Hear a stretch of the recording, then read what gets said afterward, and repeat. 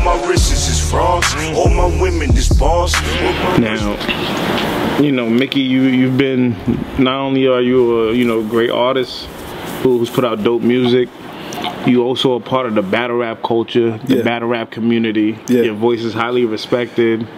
You show you're not just somebody who watches from outside looking in. You get in there with the best of them. Yeah. We try to. Now, recently, you know, 2023 to 2024, top of the year, we're back in the phase of the culture's dead, battle rap is dying. We're back at that again. Yeah. I feel like this is seasonal.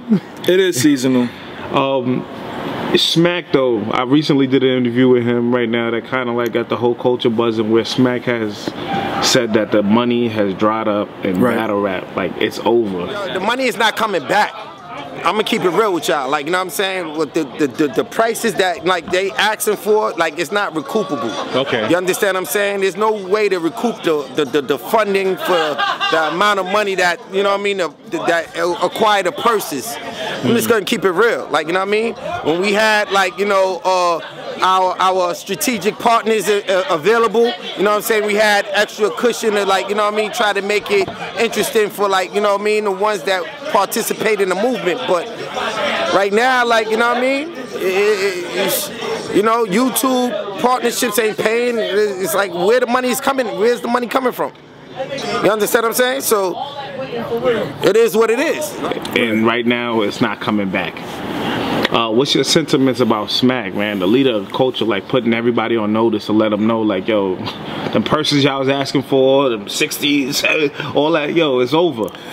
I mean, you know, it just reminds me of, you know, the bars over names kind of thing, you know? Like, I think people forgot that, you know, after Summer Madness 2, you know, Smack spent a lot of money in Summer Madness 2. Well, first of all, shout out to Smack, Beasley, Chico, P, everybody that's over there, Nunu.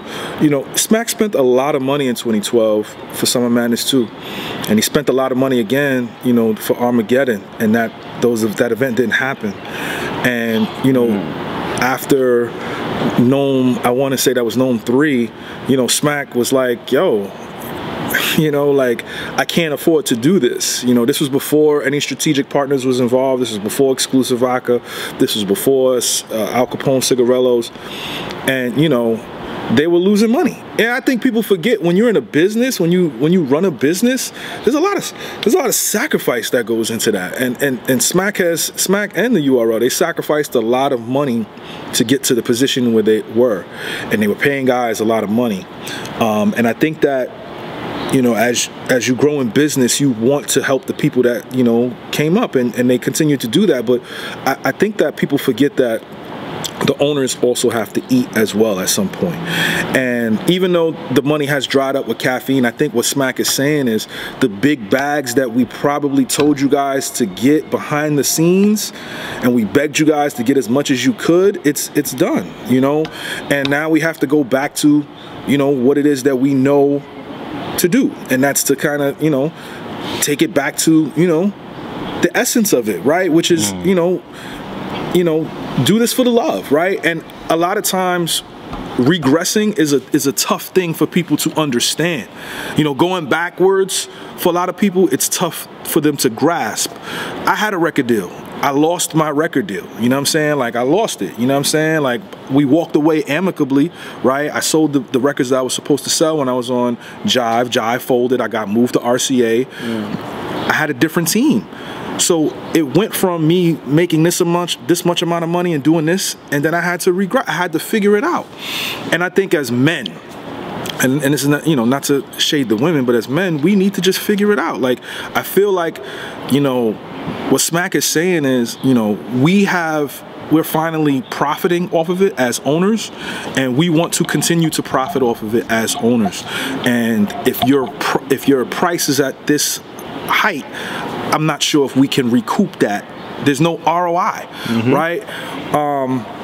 Now, you know, from the flip side, you know, some people may say that, you know, they have the app. We don't know the subscriber amount that they have, but we can imagine, even if it's, you know, 10%, which is the 10% of what's on YouTube, they're almost at 2 million. You're looking at about 200,000 subscribers. But I would surmise that it's probably close to 1 to 5%, right? So they're still bringing anywhere but $500,000 probably a month, right? So you got to think, you know, it's still overhead, there's still expenses, you know, people asking for this amount of money for a battle, like it's a tricky situation. And I don't, you know, I just finished, you know, doing some math in my head just now, counting pockets, but you still don't know, we don't know the ins and outs, so you kind of have to have some sort of grace that it's allowed to, you know, the owners of this business. You see the league owners coming out saying, hey, there's no ROI for us, you know, and you got the battlers saying, well, you know, we are bringing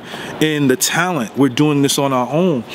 I even heard Easy say something about, like, I see the numbers, I see what's happening, I see what can happen. I think there has to be a, you know, they have to look at the numbers, see what works, see what doesn't work, and stick to the budget. If you can get sponsors to come in and give money, then by all means do it. But if you can't, you got to do what you got to do. You know what I mean?